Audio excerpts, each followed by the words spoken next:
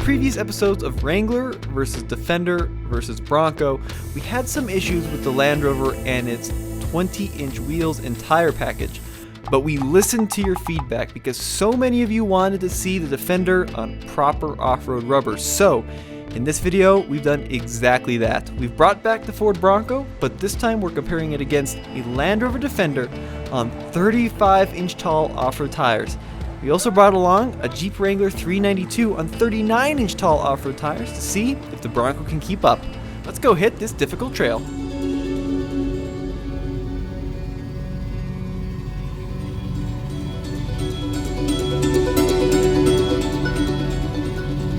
You're probably thinking, oh, this is not apples to apples whatsoever, and you are right, because that Defender has 15 to 20k worth of mods on it. That Wrangler, 15 to 20k worth of mods on it. This Bronco, bone stock. When we did the stock to stock comparison, people said, well, how does that stock Bronco compare to a more modified vehicle? This Defender was modified by our friend Steve Burt. Steve is the VP GM over at Land Rover of Denver, and he wanted to build this Defender out to show to the world what it can really do.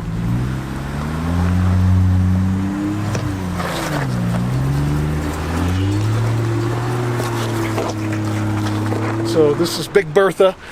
Some of you have seen it before, and we brought it out today, so it's on 35s with a 4-inch lift. We weren't just going to leave it at that though, because Steve also brought along a Wrangler. Not just any Wrangler though, a Wrangler 392 with a V8 engine, a lift kit, and these monster off-road tires, driven by his son Tristan.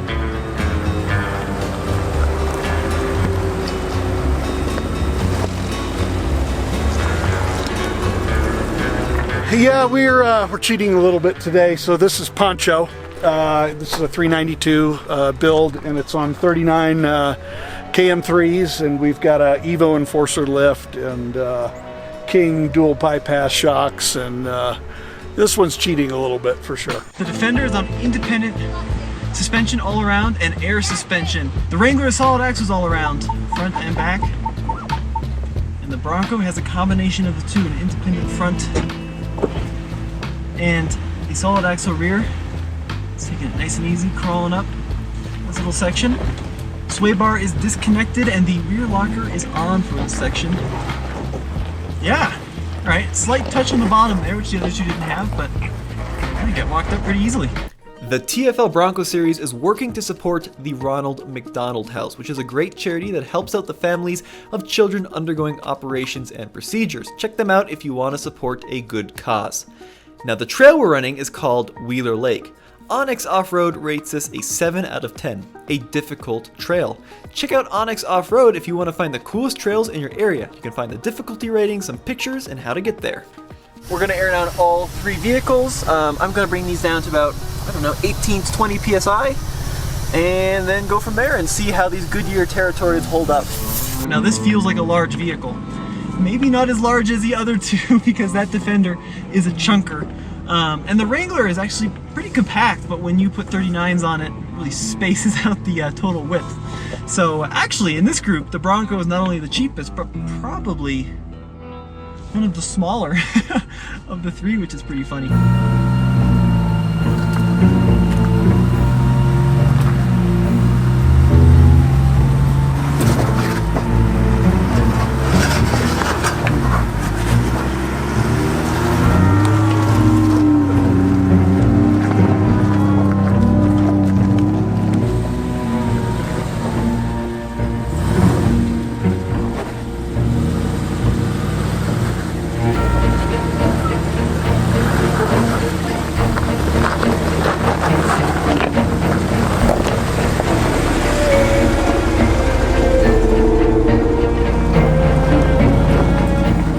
Alright, now this is a potential to be a door killer, which is what we don't want, so I'm going to put a lot of faith in these Goodyear Territories and their sidewall grip to keep me out of the rocks. Lock up the front of your axles, sway bar disconnect on as well, and we will see how it goes.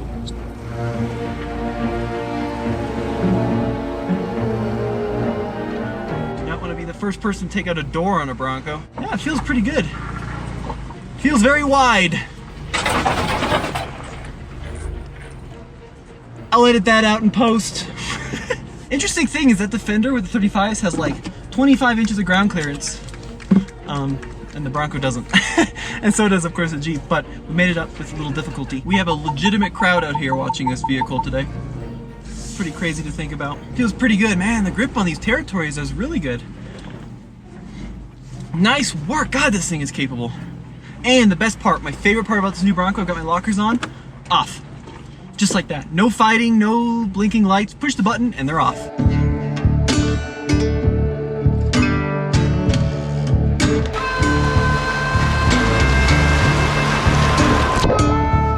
Now, not all Broncos are built the same, of course. There are both 2- and 4-door configurations. There are tons and tons and tons of different trims. Then the most interesting package is called the Sasquatch package, which gives you 35-inch tall tires, the lockers, and all the cool off-road gear. Quickly finding out, though, I don't have nearly as much ground clearance as the other two. Ugh. Probably not all that surprising because this is a stock vehicle and those are both heavily modified, but spending a lot of time today in the skid plates, which is well, it's a good test of the skid plates.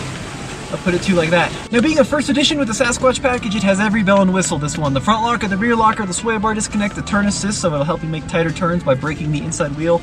This thing is loaded. It's got all the off-road goodies, which is, I think, a good thing out here, because I'm certainly using all of the off-road goodies. Well, we were just tootling along, and then, of course, 20-foot rock wall. What is this? Yes, tootling.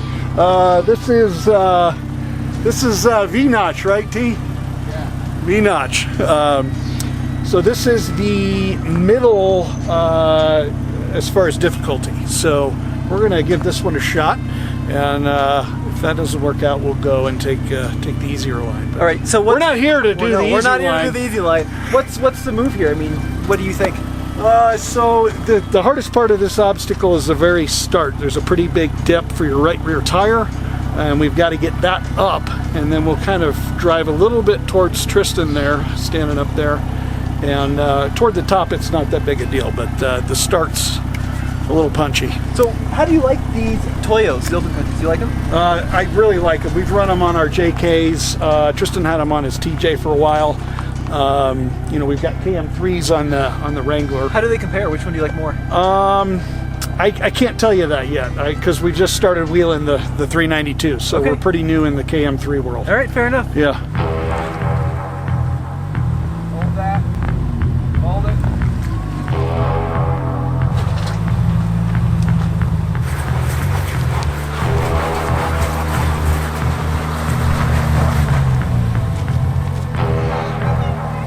Very slow. It's gonna drop now. Very slow. Let's keep you going straight longer.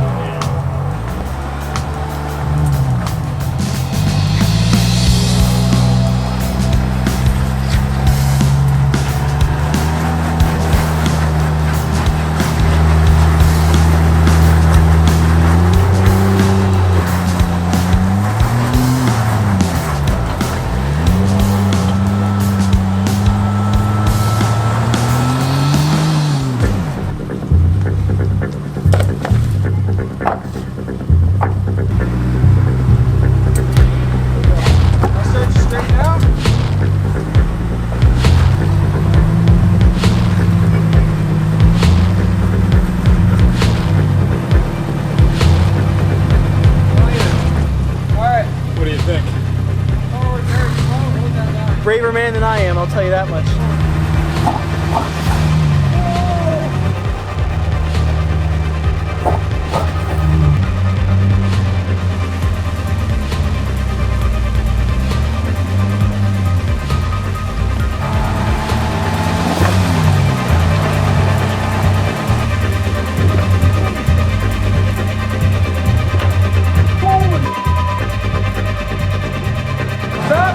Stop, don't move.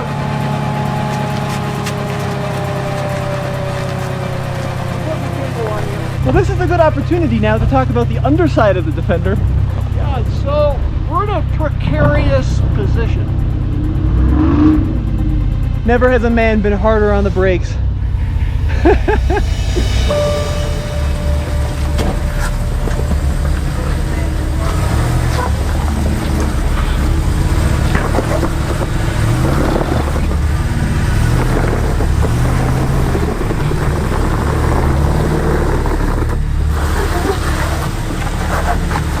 Some poo has shot out there, that's for sure. Woo! I will say though, it does look very, very cool.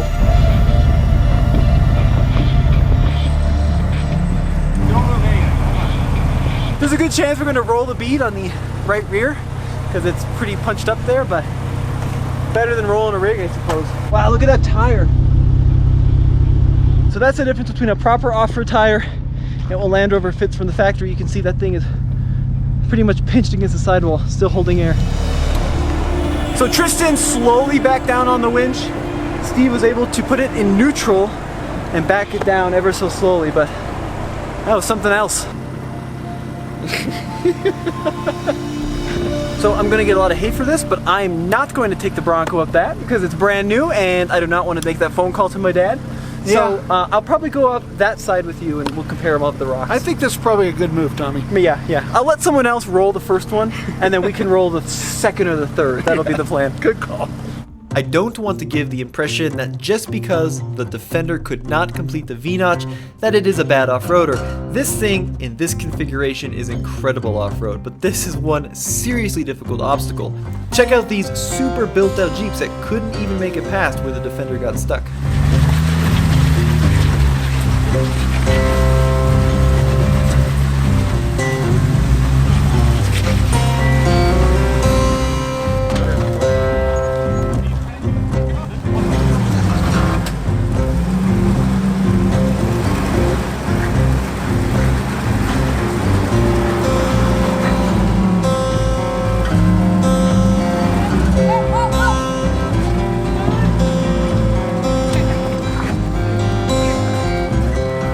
It really is cool watching this Defender tackle this difficult terrain. It's just got so much ground clearance, such an impressive approach angle and departure angle. Now it was not easy fitting these oversized tires. There's a lot of modifications under the surface. For example, it has subframe drops. It still rides on its original air suspension, but it also utilizes a lift rod, which basically tricks the air suspension into riding higher. It's also worth noting this one is equipped with all the off-road gear, including the factory locking rear diff.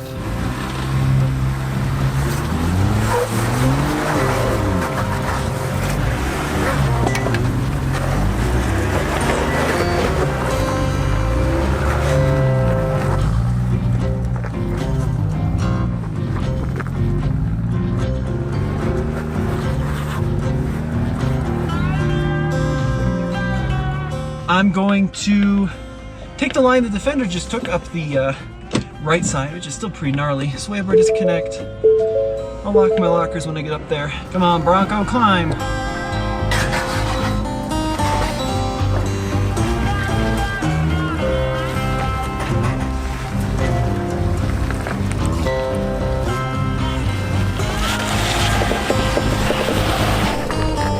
I can probably give it a little bump from there, Tristan. That's all it took. Alright, let's see how the front articulation is here. Yeah, not as good as the Wrangler, that's for sure. Sick, dude. So I think the four-wheel drive system on this is really good. The lockers are immediate.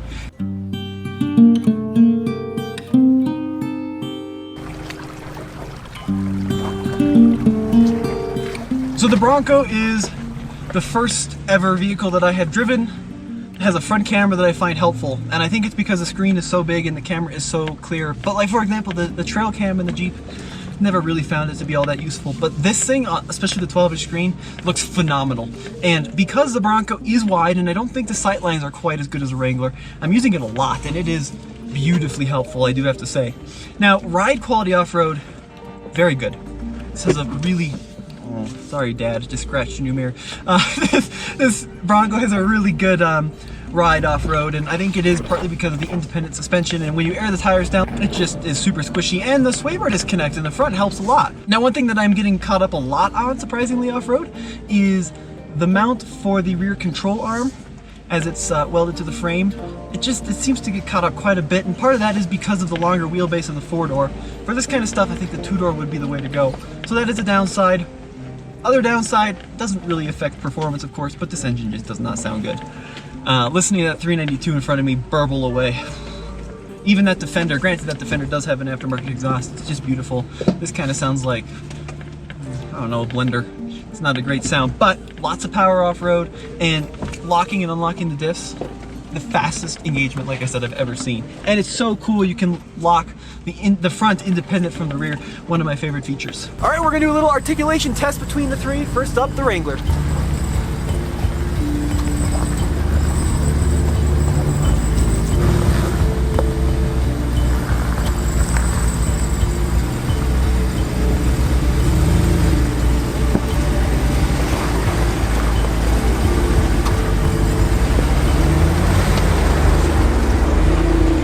With the Jeep, you can tell both front and rear tires were firmly planted on the ground the whole time.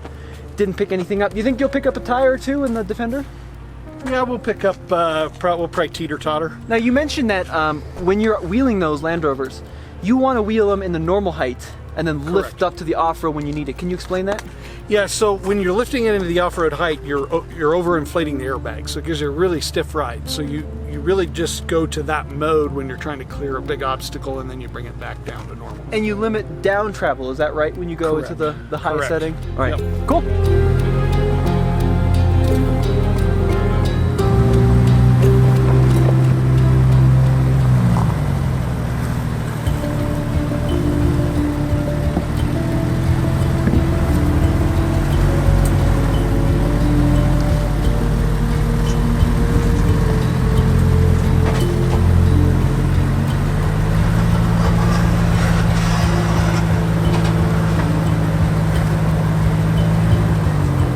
All right, I'm gonna show off the party trick in the Defender now, which is the fact that you can unlock the sway bar while articulated. So check this out, I'm gonna go up to the rock. We're gonna get it articulated, and then I'm gonna go ahead and unlock the front sway bar, or detach the front sway bar. Parking sensors come on every time we turn the truck off. Okay. You ready for this? Push the button. Ah! There you go. So maybe not quite as good as the Wrangler, but still pretty cool.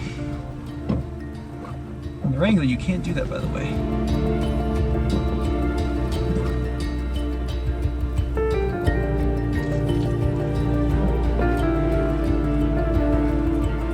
Man, this is good for a factory vehicle, though.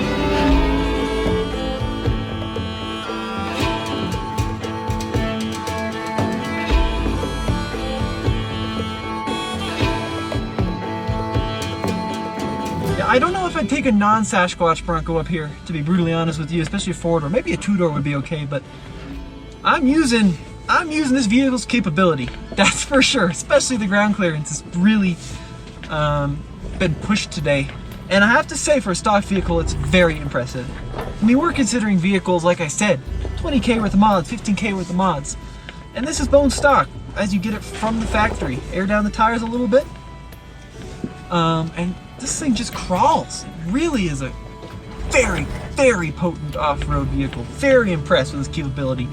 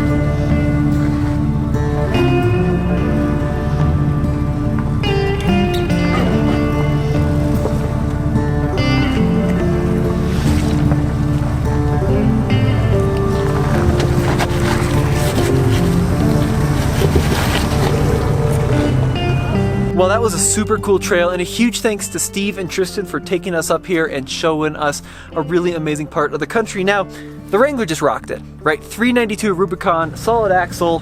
It's got the sway bar disconnect, and with this 3.5-inch lift, the King shocks, the 39s, I mean, there's pretty much nowhere that this rig won't go. The big surprise for me today was the Defender. It goes to show that this can be an extremely capable vehicle on a set of 18-inch wheels with, granted, some work to the suspension, and those 35s make it look really cool. This thing kept up with both of them. It really performed well.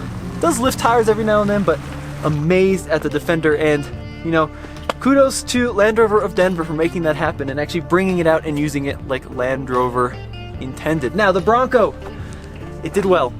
Keep in mind, guys, that this was a bone stock vehicle out of the packaging, bought like 5 days ago, and it made it where the other two did. Even on 35s compared to the Wrangler's 39s, very impressed with the Bronco. Independent front suspension, you know, gets a lot of naysayers, but I think they did an excellent job on the engineering on this setup. Skid plates worked like a dream, tires held up well, lockers engaged quickly, so there's a lot of potential in this vehicle, and I can't wait to see what people end up doing with these. Check out Steve's channel, CO Trails, for more on this adventure. All right, so just for fun, Steve wants to run his Wrangler up the mountain. That almost rolled the Defender. Takes a real bold character to be like, I almost rolled this vehicle. Let me try another one. What a guy.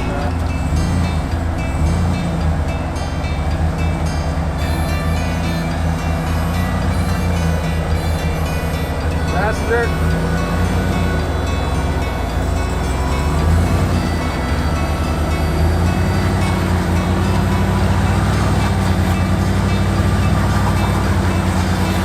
Stop there. Let's go passenger.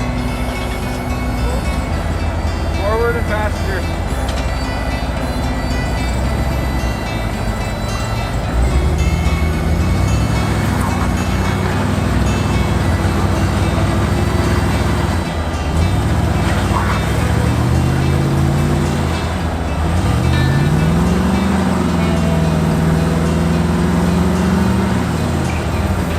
Little momentum.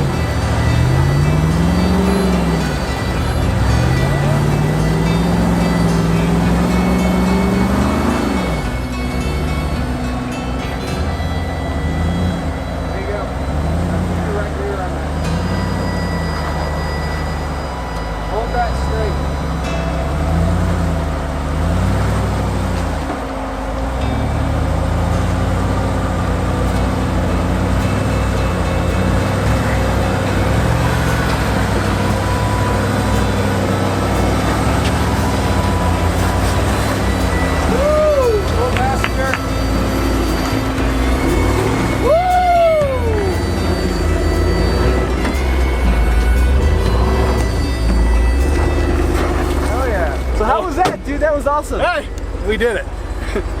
It's you know, a little more articulation than the Defender, but you know, Big Bertha gave it a try. I'll give her that. She gave us everything she had on that one. Really gave it a good college try on that one. Yeah. Hey, I know we've got a lot of channels and it can be hard to keep up with what we're up to, so check out TFL-studios.com because we're launching a really handy mobile app for all of our content in one place. And now for a TFL Tiny Review.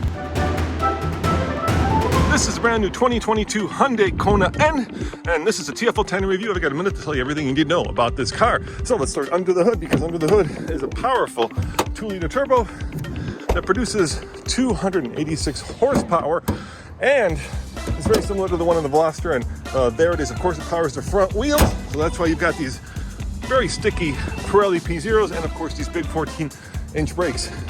Inside you've got two buttons that are very similar to the N buttons in the Veloster, and what they do is they let you customize this vehicle for track work.